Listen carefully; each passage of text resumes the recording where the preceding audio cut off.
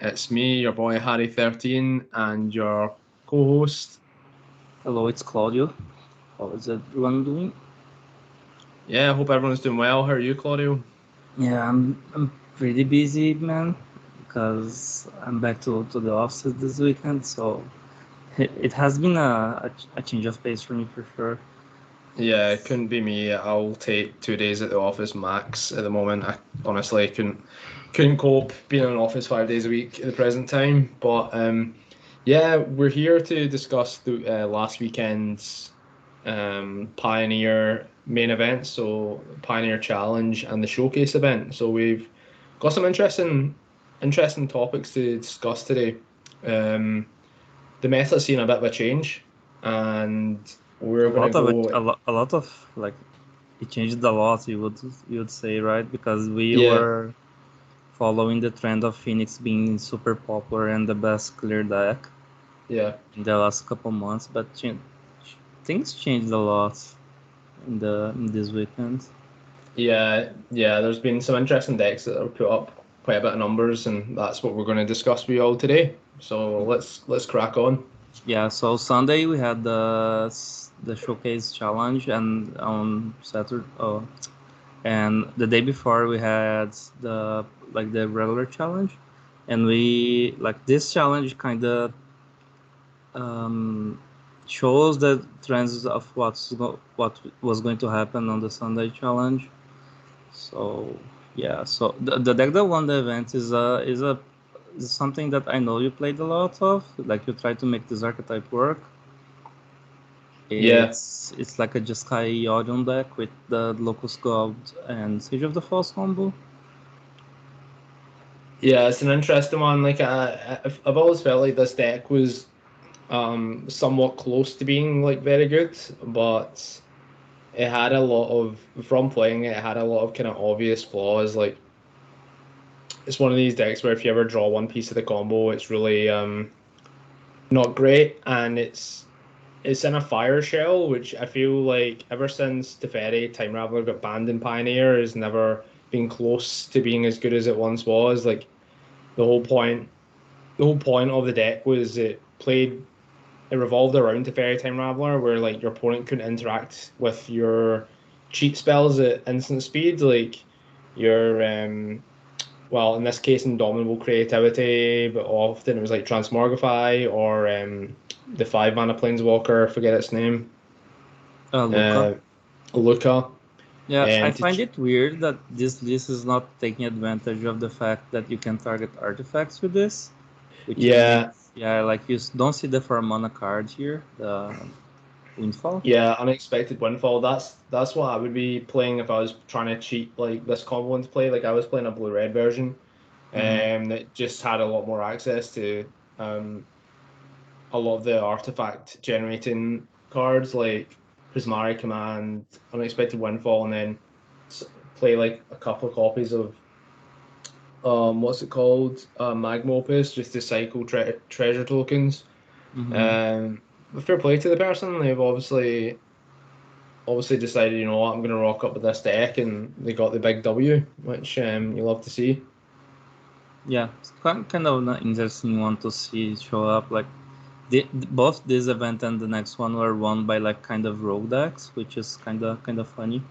Yeah, this is the beauty of Pioneer. Like no matter where you're at in the metagame, sometimes you just get these weekends where these decks show up and take the crown. And I wouldn't really put too much stock in this list going forward. I think it's just one of those situations.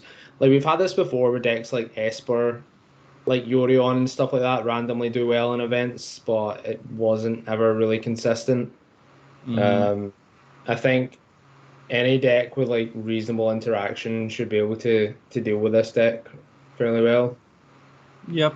If anything, I would like to see more of the treasure cards in this deck, but it's like Yeah, a reasonable deck for sure.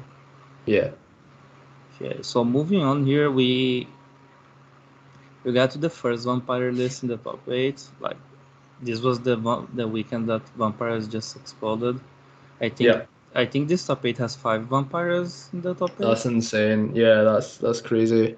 Yeah, like which is kind of weird because sometimes that deck a deck gets suddenly super popular for some reason, like the right people start playing it, and like once you realize everyone is playing the deck, which I think it was the case with this. Yeah, I mean, I know because I got paired against like I was playing I play a bunch of leagues and I got paired against Patina, who's also trying out as well. Like, I think a lot of people were trying this out for the weekend. I think the deck's like reasonably decent. I don't think it's like the most powerful thing you can be doing in the formats, but what I like about it is it's very good against other creature matchups. Like I felt like the deck was pretty good against Winota, and that deck was quite popular in the weekend. But the deck also has the ability to do reasonably well against control decks. If you have, I often think that if you're playing against control decks, the matchups normally come down to how many creature lands you get early on in the game, because a lot of the control decks have a hard time dealing with your board presence and the creature lands and the planeswalkers. Mm-hmm. Um, And the mana base of the vampires deck is super threatening for control decks because you have castles and you have creature lands as well. exactly. Like So it you even also, have the Voldaren states to like cycle dead cards, which is pretty yeah, good. and it also fared up well because if you remember, like a week or two ago, that black red mid range deck was growing in popularity, Mm-hmm. and I feel like Vampires has to farm that deck because you don't really use your graveyard. That's another reason to play it. You don't use your graveyard, and you also can take advantage when they try to discard cards. Your deck grinds really well. You can use the castles to generate card advantage back, and you have the life gain in your Mm-hmm. deck, so you basically get those cards for Like free almost. Edgar has to be a nightmare to deal with. Yeah, Edgar's really difficult to deal with because I mean the creature doesn't even go to the graveyard; it just becomes that The artifact. the Often. artifact. So Yeah. cards like Graveyard Trespasser, which were once really good because Phoenix was hugely popular, are now kind of less impactful because there's a lot of decks that are starting to try and play to the board rather than utilize their graveyard, given the Mm-hmm. amount of graveyard hate in the format. Yeah, I think that for sure this deck was like vampires how has always been a good meta game choice for some meta games, but now I think with the addition of the of Edgar and Soaring, you see the power level, the like the base power level of the deck being raised. So where like now the deck can stand on its own on most meta games by itself. Yeah. The deck's definitely more powerful now. Like the Yeah, I interaction of agree. Sorin and Edgar is pretty disgusting. You get to lightning bolt something every turn, and this deck has like the powerful no draw of playing the champion of the sun turn 3. So I think the deck is pretty solid. Yeah, I agree. I think it's a good choice. And you also get access to Deafening Silence on the sideboard, which is Yeah, quite good now that against. the deck is playing white, yeah, you get access to the great white sideboard cards. Yeah. So yeah, I like the deck a lot. I've played a reasonable amount of the Black White Vampires deck, and I've been impressed with it for the Yep. most part. I think if you're playing like Pioneer leagues, especially, you should probably play something like that because a lot of the time you end up playing against probably a little bit more creature matchups than you would normally in like the bigger tournaments. So I would Mm-hmm. definitely recommend picking that deck up. Yep. Okay, so in third place we have number spots. Like I think playing exactly the same list. Now you see people already trying to play more copies of the bottom of the scope because of the mirror match being so popular. So that I think that has to be the trump, the card that wins most games in the mirror match because most deck lists have no way of actually removing this. So Yeah, if you're I playing would vampires, you should be aware of this card. I would consider even going a little bit more five head and playing the what's the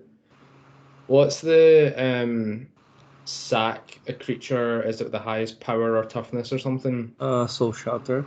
Yeah, that could be an option. Obviously, there's a lot of four power, four toughness creatures in the deck, but No, if you're it's thinking converted mana cost, so you always get the blood bottom unless they have a champion of dust in play. or Kalitas, right? No, Oh because no no it's no no no no! just Kalitas for is four. mana. Sorry, it's a five Yeah. mana. Yeah, so maybe Soul Shatter if you expect this deck to be really popular and you want to get some sort of edge in the mirror, that card might actually be a reasonable shout to play. Mm-hmm. Yeah. So in first place we have vampires again. Yeah. In fifth place we have bug spirits, which is a weird one. Like it sometimes pops up. It has been a while since I saw spirits see play anywhere. It's Pioneer. This happens in Pioneer, right? Because I don't think Spirits is particularly well positioned. But sometimes it can be the luck of your Swiss rounds, right? Like sometimes it just goes for you, and I'm guessing this was a relatively like given the challenges tend to only be like 5 to 6 rounds. Sometimes your matchups just go well for you, you know. Yeah, like it's not like this is a bad deck. It's a reasonable deck that is not like very well positioned, but still like pretty decent, I would say. Yeah, Spirits is always like tier 1.5. Funnily Right? enough, they're playing the Catilda, and Catilda Right. has protection from vampires. Oh yeah. The flyer, yeah. So I Like mean, yeah, yeah, so yeah, I mean it's pretty funny. that is quite funny actually. That's so Yeah. niche, but They're playing some cool cards in the sideboard. They're playing the Cemetery Illuminator, which I think is a pretty good card for this archetype. They're also playing Valor Stance. yeah, Valor Stance is an interesting one. I didn't think I'd ever see that pop up in Pioneer, but here we are. Yeah. Settle the Wreckage is reasonable as well. Yeah, they're playing an interesting sideboard. I think I played against this deck in a league. Someone played this against me. Lofty Denial on the sideboard is interesting. The Cemetery Illuminator is quite a nice one. Yeah, I like this card a lot. Yeah, I think it's quite a good card for the deck. Um, Yeah, nothing much just to say about this one. no, and then we've got Daniel Akos, who has basically played the same list for I don't know how long, like since like 1999 or something. Every time I play this opponent, they're always on the exact same list. There Yeah. or thereabouts. Yeah, they're playing the Phoenix list with Kraken Drakes. That's like mostly the big difference. They're still playing Treasure Cruise. Yeah, I mean, I quite like Crackling Drake. Everyone's playing cards like Deafening Silence and stuff, so you want your like spells to be more impactful. I'm kind of like I've not really been on board with the pour over the pieces of the puzzle build. Like I think it's very soft to like hate cards, and I don't really want to be in that position. And I think it's quite clunky against a lot of the creature matchups. Um, I like builds like this that are like plan A, like having a lot of efficient spells in the deck and then like being able to recoup and take advantage of that with Treasure Cruise and then play like impactful cards like Crackling Drake. The only thing I would disagree with is I don't understand why people ever play less than 4 Thing Ace. Like, Yeah. that card's like one of the main reasons to play the deck in my opinion. Like it synergizes so well with the deck. Why would you? And you basically always want to see it in the mirror like turn two. So nah, I'm not a fan of. I don't think you need. The only issue I think with playing like the at least like this is that you are just very bad in the mirror match if they're playing Temporal Trespass and Galvanic Iteration, because I think they are just going to go over you, right? yeah. I mean, I would if I was playing like this version. They're also not playing Spikefield Hazard, which I don't really get. Um, and Yeah, then they're playing I like don't like the main deck sweepers. I think they're kind of bad. I think I'm not a fan of this list in general. Like I've never really understood like the reasoning behind like the card choices in the main. Like I don't think you need like 3 Flame Blessed Bolt, 3 Lightning Axe, Play with Fire. I think you want one or two of them to be Spikefield Hazard, a 3 Charter Course. Fine, I guess. One is a charm, fine. One negates. Okay. Anger of the gods. Don't get it. I Yeah, think like it's you started playing someone like so many like reasonable one-offs that you started like to start cutting your actual important cards in your deck. Yeah. Also, yeah, nah, I'm not really a fan. Like, Yeah, yeah, but I mean, they do reasonably. It's one of these people where you don't know, like, if they're just like a really good player and like a okay deck builder, or like I don't know, or they're just doing something on the next level that I'm just not understanding. But I don't know. There's some sus card choices in this one, but yeah. Mostly that's like the things we're saying are like mostly they're nitpicking, but in the long run, it's the kind of thing that matters. Like your list is not optimal, so yeah, yeah, I'm not a fan of this as well. That's yeah. Like I think this is the like only Phoenix deck we're going to see in the top 8 of this event. Yeah. yeah. There was a bunch in like there was a bunch in like the top 16. There's like two blue red lists. Yeah, so the last two spots are vampires. Yeah, Yeah, so we can go down just a little bit here to see what did most updated. Like we see just Ascendancy here, ninth place. I like this deck is showing up a little bit again. It's doing somewhat well because I think this should be pretty good against vampires because they can't interact it very well with just Ascendancy. yeah. I'm a big fan of Jessica Ascendancy right now. I'm gonna write. Uh, it's probably gonna be like a cyborg guide for it. I don't have loads of time to go deep in an article right now, but I'll probably come up with a cyborg guide. I like the deck a lot. I think it's a solid choice. It smashes all the mid-range decks. The only issue you have with the deck is you're very soft to Narset. Like Narset's a real problem. And There's not many of those floating around these days, I think. yeah, well, you'd be surprised. I mean, I think the deck's very soft in Narset, and then also um I like if playing Escape the Wilds for sure.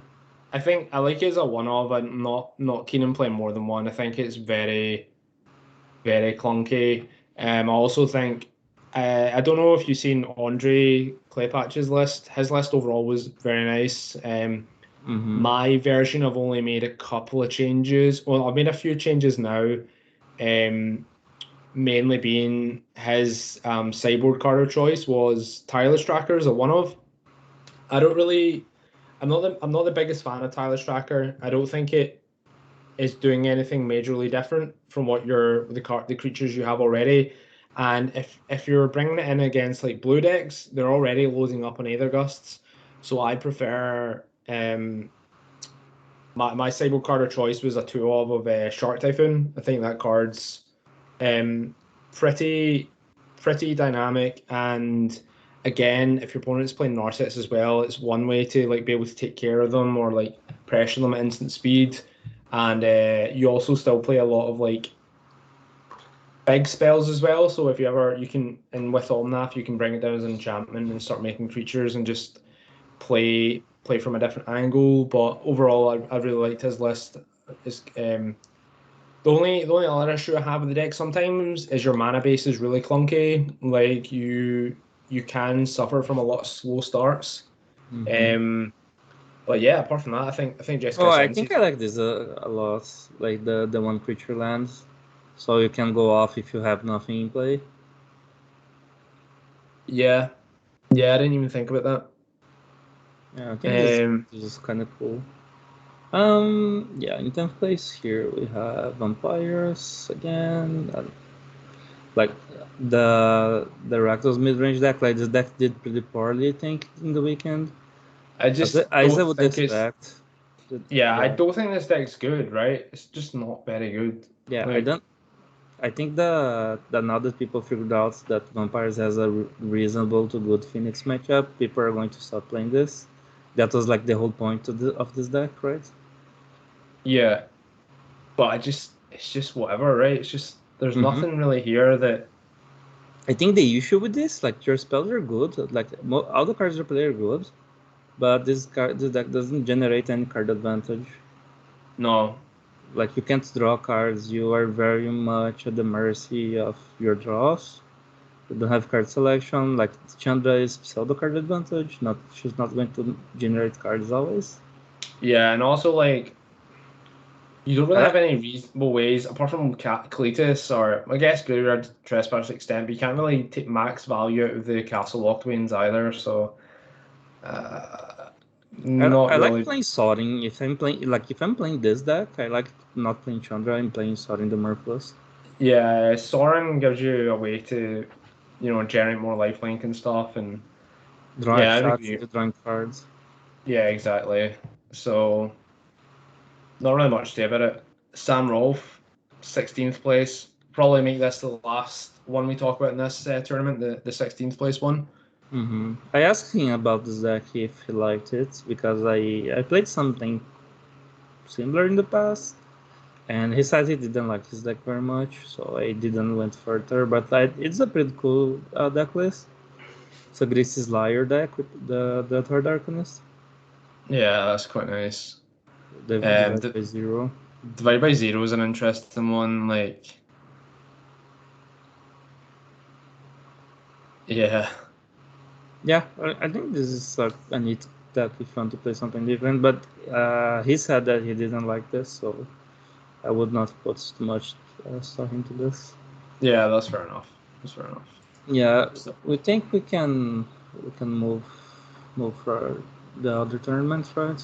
yeah. Yeah. So, Just a quick note. I went 5-2 in this playing Nev, which I think it's a pretty good choice right now. Like I beat all the vampires decks and I think I lost to Winota and blue black control. yeah. Blue white control, I think. So I think this deck is pretty reasonable. But yeah, basically it's only me playing this deck anymore. So, but I think if you want to give it a try, I think the deck is well positioned right now. And if you play against Nev, I'd recommend playing Jeskai Sensei because I felt like the Nev matchup was pretty good for me. Surprisingly. Yeah, I think the Uh, matchup is okay depending on, but I can see it be pretty rough because like I'm playing a bunch of bunching verses right now because it's pretty good against the field, but it's dead against just Ascendancy. yeah, it's also yeah. Like one of my opponents said they had like a. I could tell they had Banished Inverse in the hand because I was just beating them down with what's it called, the 5 mana 5/5 companion. Giganta. Yeah, I was just like smashing face with Gigantha, and then there was nothing they could do about it because they had Banished Inverse in hand, and um, Yeah, like yeah, that's sometimes the that problem. happens. Like you play the card is very flexible, but it's not so flexible that it just kills everything. So you kind of have to make peace with your card choices sometimes. Yeah, I definitely agree. I think like a lot of respect for you in this in terms of deck building because Niv Mizzet is probably one of the hardest decks to build. Like there's just so many choices you can make with it, and it's so difficult trying to build it even close to optimal. Mm-hmm. Yeah, So let's talk about Sunday then. So let's bring up Sunday, yeah. the big Sunday, one. yeah, and the like this was the last important tournament we had. We're going to have this year, the Showcase Challenge, and like the deck that won the event was Blast from the Past. The Book of Exalted did combo. Yeah, and it's won by Zerk, who's like A I very think good player, they're right? a very good player, but they always play very they always make rogue deck choices. I think like I wonder like how the results would fare if they actually just played like what was like a good deck for the weekend as opposed to this might have just been a good. I mean, it won the tournament, so maybe this was the choice for the weekend. Like, Yeah, you don't see anyone with cards that destroy lands anymore because this deck was not on anyone's radar, right? So against most yeah, strategies, if you just get the combo off, they can't beat you. yeah. Also, I would say if you're playing Jeskai Ascendancy, this matchup is horrendous. Like, I don't know how to beat this matchup. Even without the combo, the Angel plan is just like, it's just so difficult because they're playing like Skyclave apparitions. So even if Mm-hmm. you like manage to pick apart the creatures that matter like the Righteous Valkyrie, like they just bring it back with the apparition, and you just get into these spots where like I messed up against like one of my opponents in the league there who was playing it. Like I skipped to begin to combat where I could have potentially I was likely to go off with the combo, but then I didn't. And I got smashed because I had to wait a turn and that was too late. But yeah, like um, yeah, this just has a random like combo that's just basically almost impossible to interact with meaningfully. Like, Yeah, well, and you can the interact with creatures it, are but more annoying than they didn't seem, right? Because it's so easy to trigger the Valkyrie, I think, in this deck. yeah, yeah. I think the decks. It, I don't know where to rate it. Like, I don't think it's like the best thing to be doing in the format, but like, I think it's one of these kind of snatch and grab decks, right? Like, if you pick the right weekend, you can easily like take a tournament down, like Zherk did the weekend just past. Mm-hmm. Yeah, it's playing. This deck is also playing a new one drop, which is like the Lunark Veteran, which is a Soul Yeah, Sister. yeah. It's quite nice. Yeah, I think this deck is like underplayed for sure. It's more reasonable than people would like to give it credit for. Hmm. If there's Yeah, like a lot of creature combats in the format, which is kinda true. Like this kind of deck just smashes because you have a lot of flyers and your creatures get enormous really fast, get and your get your. you also represent the Mhm. combo all the I time. feel like So I feel like Nev must absolutely smash this deck though. oh yeah, I think so as well. Like Nev must destroy like Shadow's Verdict, game over. Not even close. Just Yeah. game set match. Yeah, like if people were playing decks like this, I think Nev would be an excellent choice, to be Hmm. honest. Um, 'Cause Nev just Yes. goes way over the top of these strategies, just Yeah, absolutely demolishes and you these can decks. play something to answer the Mutavault pretty easily if you want. Like you can play Assassin's Trophy or something. Yeah, exactly. And also like I think the good thing for Zerk there was Nev was not played heavily that weekend, right? Um for the record, I played Blue Black Control that weekend and I did. No, did I play? No, I think I played no I didn't.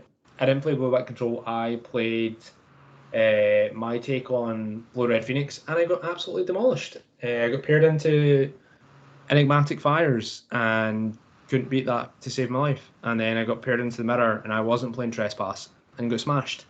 So lesson learned.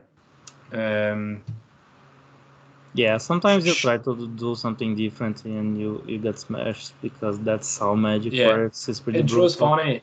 See if I played Blue Black Control, both those matchups would have been decent for me. And I was like, typical. Like the weekend I don't play it.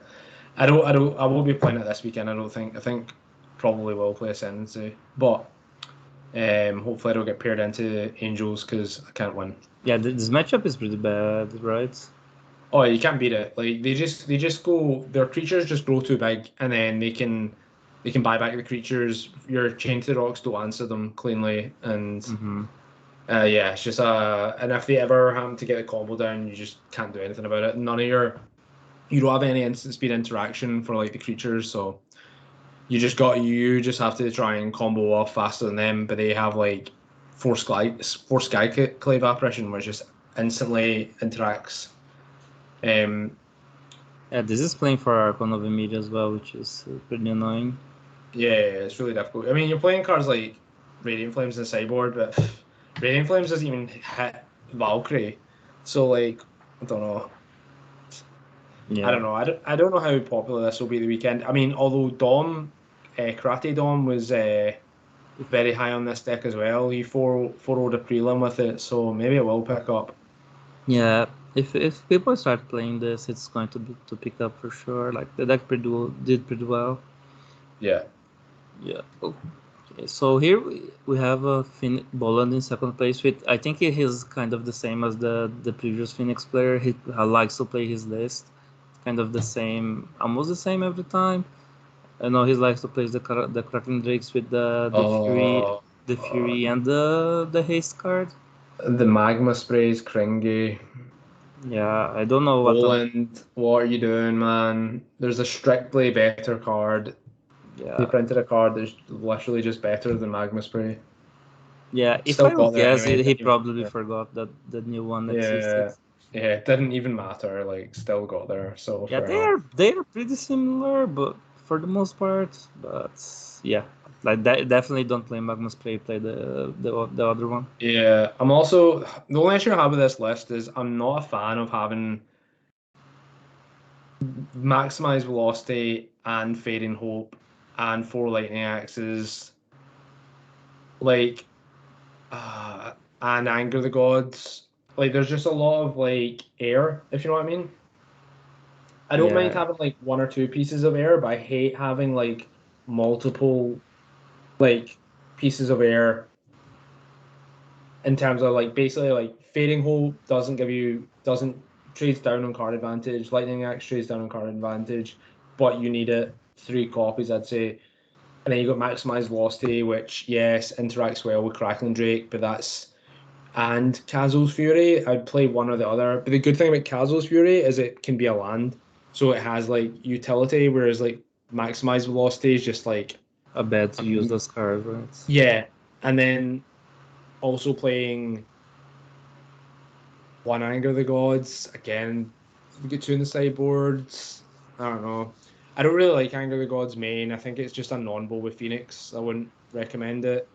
Um, I think Sweltering Suns is reasonable. Like obviously, it can cycle and it doesn't, exile your Phoenixes. But there's a lot of good things about the list as well. I'm not going to sit here bash the list. I think overall it's like quite reasonable. But yeah, I wouldn't play. I think they're playing a bit too much air. That's the only thing I would say.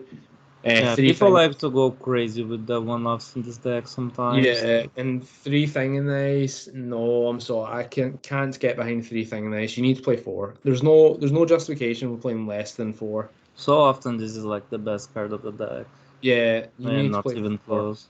And it's another payoff for playing all these random one mana spells. Like you need to play four. Mm-hmm. Don't leave your house without four thing in ice, I please. If you're would playing, easily cut the Anger of the Gods for Perfume Dice. I I would, think, yeah. I mean, me personally, and I can could get behind this list.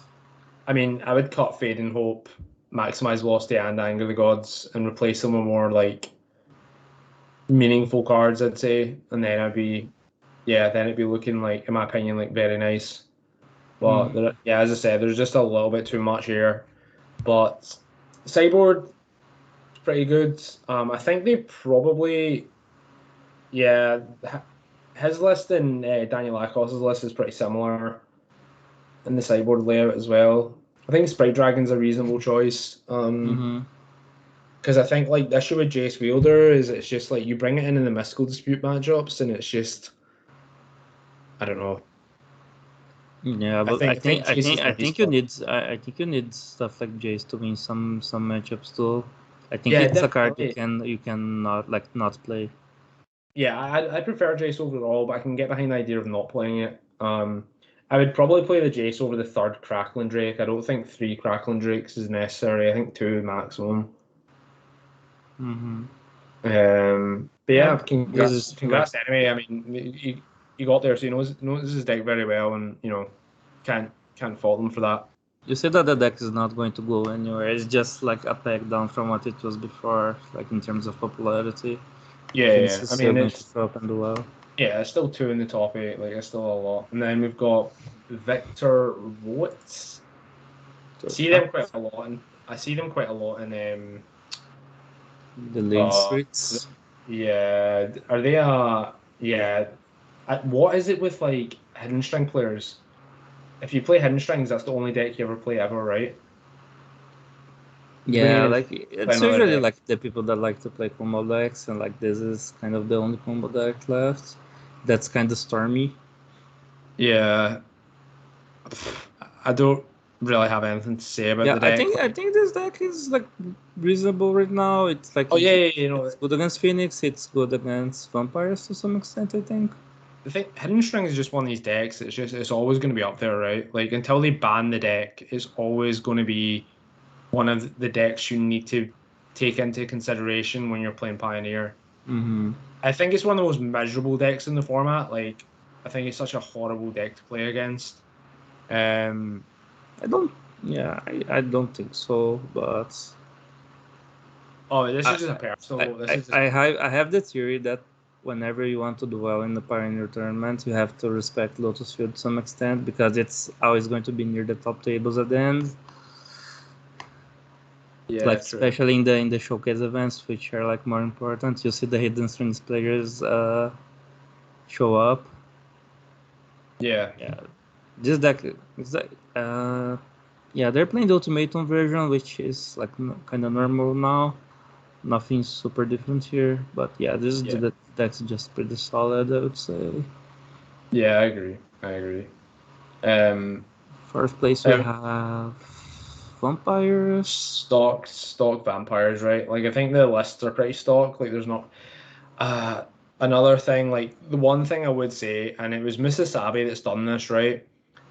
Playing three Fatal Push and one in the sideboard and one Go Blank main, I think it's just a bit random. Phoenix isn't as popular, and I think like you want the four Fatal Push over the one Go Blank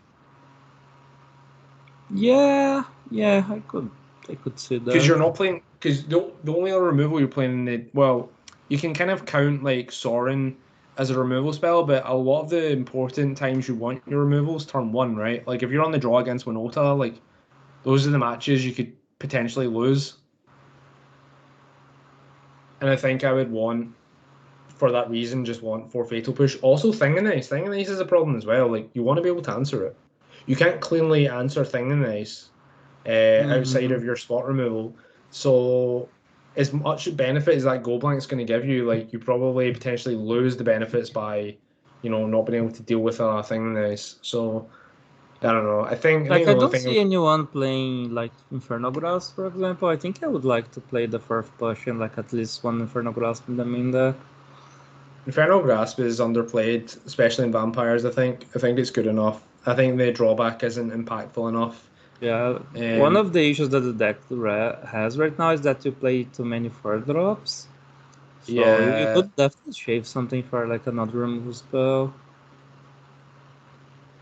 yeah. I don't know what it would be. like one I mean, Sorin maybe. yeah, Or you could cut down to one 4-drop Sorin. As much like I do like Sorin, but I don't think it adds like immense value to the deck. I think it's just a nice like cherry on top of the deck. I would definitely place two in the 75. Like I could see you playing one in the sideboard if you mm-hmm. want to go a little bit more mid range.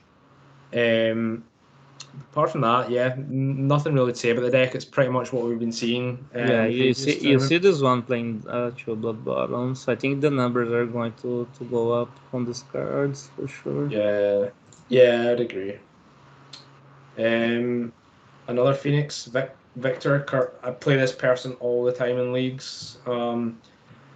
Again, three thing nice. And four is it charm. Four is it charm. Yeah. Oh, whoa! I didn't see this. This is pretty crazy. Yeah, four is its charm. Maybe this is a way of trying to beat the Sorin on turn 3. Yeah, no, I definitely think it's plausible. The only issue I would say is they're playing Ashiok Dreamrender in the sideboard. I think that card's awful in Pioneer. Don't play it. Yeah, I And don't it's see the just point of it's this. just a waste of a card. It's why are you Doesn't playing it? yeah, this It's doesn't do awful. anything. Yeah. I play against people in leagues all the time playing like Ashiok, and it literally it barely makes a difference in the match. They often lose those matches. It's like when someone like takes a turn off to use like a cranial extraction on a deck that doesn't really care about cranial extraction. Mm. Just a big tempo loss. Like I wouldn't play this card. Ratchet Bomb's an interesting one. It could be pretty good actually. I think that's a reasonable consideration. They're playing one Alpine Moon, which I can get behind. I think overall the deck's quite reasonable. Like I don't, apart from me like taking the piss out of Ashiok, overall there's a lot of like I can definitely get behind like playing more that like quite a lot as a charm. Yeah, Um, like they're not playing the best sidebar planeswalker you can play. That is the Jace to play yeah, Ashiok. I don't get it. yeah, I would. That's the one big like red flag I'd say about this list is the Ashiok. Apart from that. it's a little bit more. Definitely think that Phoenix should be moving more towards Kraken Drake now because of vampires. Yeah, but also just deafening silence, like temporal trespass. It's not really gonna do a lot against deafening silence. Yeah, this is only playing one, so they're playing the full for Treasure Cruise. This is not like the good cut list. Yeah, I think it's a bit greedy, to be honest. I think you want to play like maybe three crews and one trespass. I don't like. I don't. Although they are playing four Is it Charm, but I don't know. I think it's still a little bit greedy.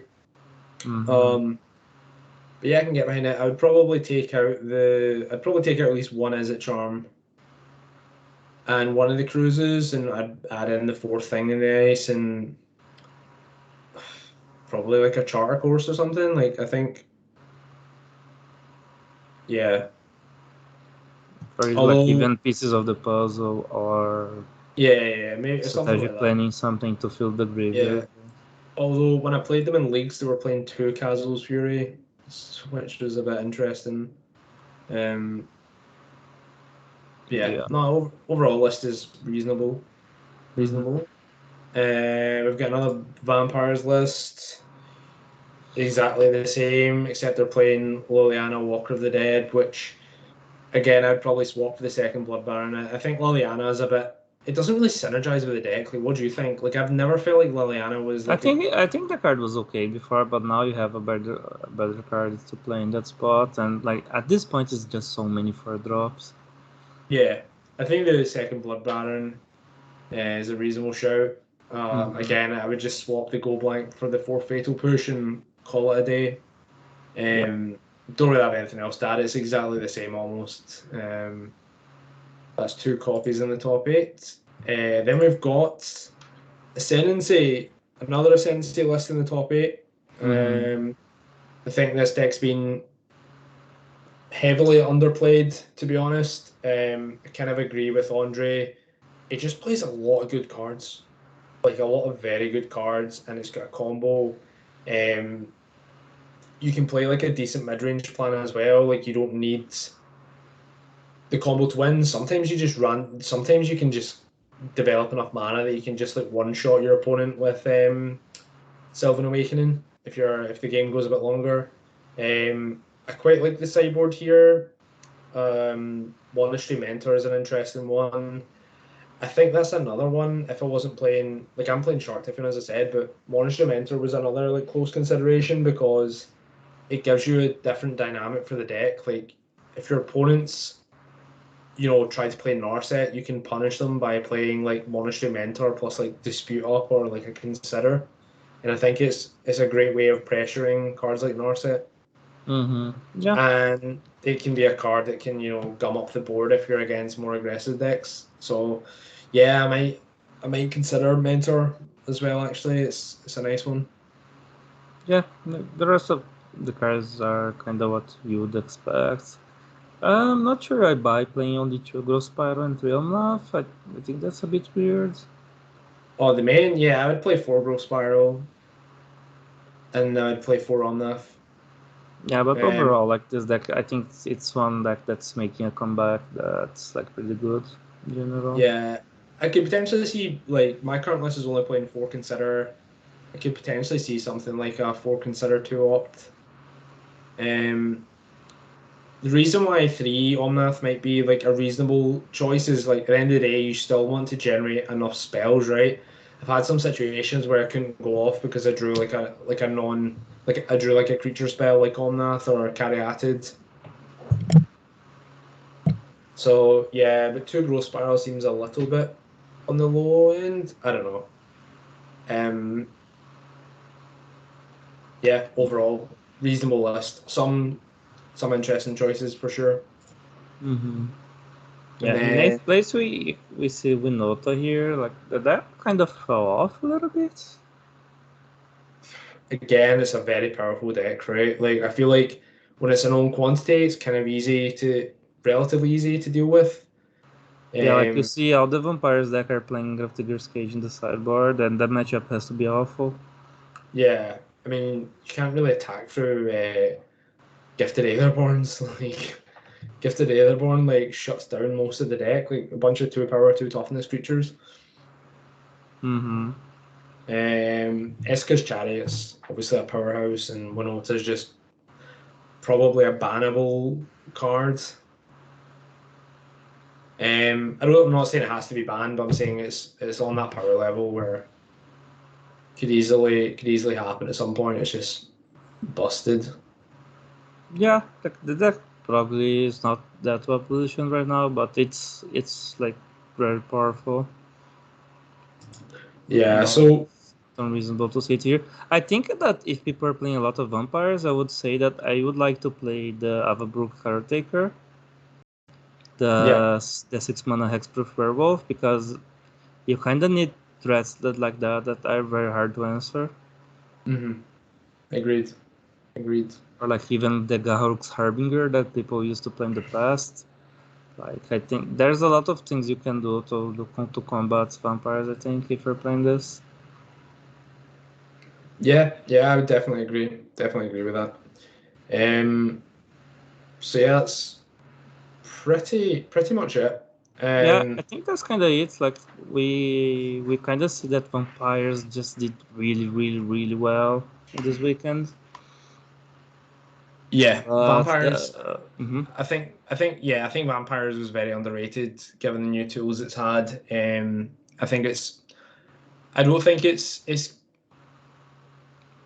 not the most powerful thing to do in the format, but it's very good. Like you'll find in Pioneer that the best thing is not always the most powerful strategy isn't always the best because the format's so diverse.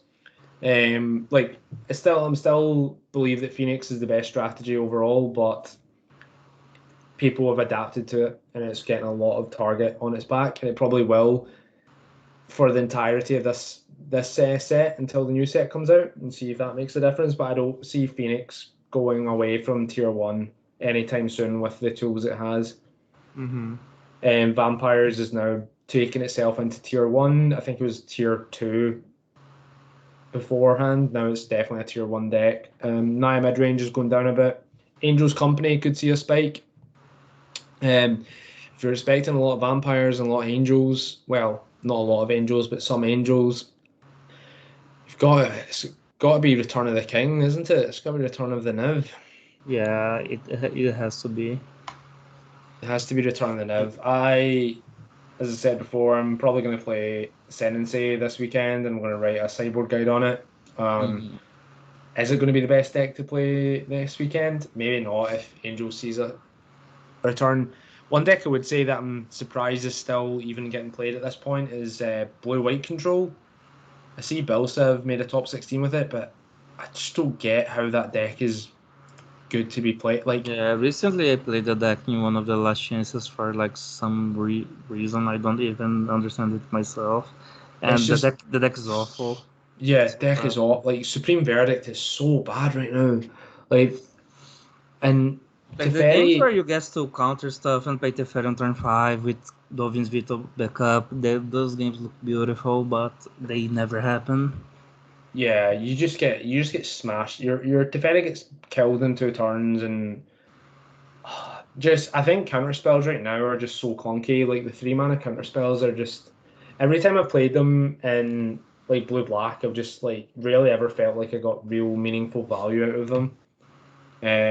Yeah, like I think they're fine, but I think if you're playing control deck, your deck has to be able to actually effectively answer creatures because a lot of decks play to the board. So if you don't have black removal, like you're not going to be doing very well. Yeah, and I'm not a fan of Fateful Absence. The fact that I'm giving my opponent like essentially a card to deal with a card that you're barely trading up on mana. I'm just not into those kind of games, you know. Like I mean, and you're using that against vampires, a deck that has infinite card advantage. You're giving them more cards. Like that's not. yeah, and you know me, I'm a big fan of control, and even I can say that I won't touch that deck with a 10 foot pole. You know, like Mm-hmm. just it's just so clunky. Like I played with it, and it was just oh no, never again, not for a while. Um, but yeah, overall interesting It's developments. very nice to see like the metagame being so diverse because people were kind of in the doom saying that Phoenix needed to be banned a couple weeks ago, and now we come to a place where naturally Phoenix kind of fell off the metagame a little bit. And Yeah, like well, it's not falling off. It's still no, putting but up like I think copies in the top eight. But compared to what it was before, I think it's fair to say that it's down considerably. Like well, it's definitely down, but it's probably down to a healthy level now, right? Like yeah. I think for a few weeks it was putting up insane numbers, right? Like we were seeing like 3 copies, 4 copies in the top eight on a weekly basis, right? We don't want to see that. We want to see the best deck putting up maybe 1 to 2 copies in the top eight, which looks like we're seeing now. Vampires is probably going to see a decrease in play once people realize it's part of the meta. This weekend, who knows what will happen? We'll just have to wait and see. Yeah. No one is So asking for bans on Desk Legion Zealots just yet, so no, no, no. I don't think that'll ever happen, or I don't think anything from vampires will ever get banned. yeah, the deck is like pretty fair in what it's trying to Yeah, do. exactly. So yeah, Yeah, I think that'll wrap it that's up. wraps. Yeah, I think it wraps up. So hopefully everyone found that somewhat insightful.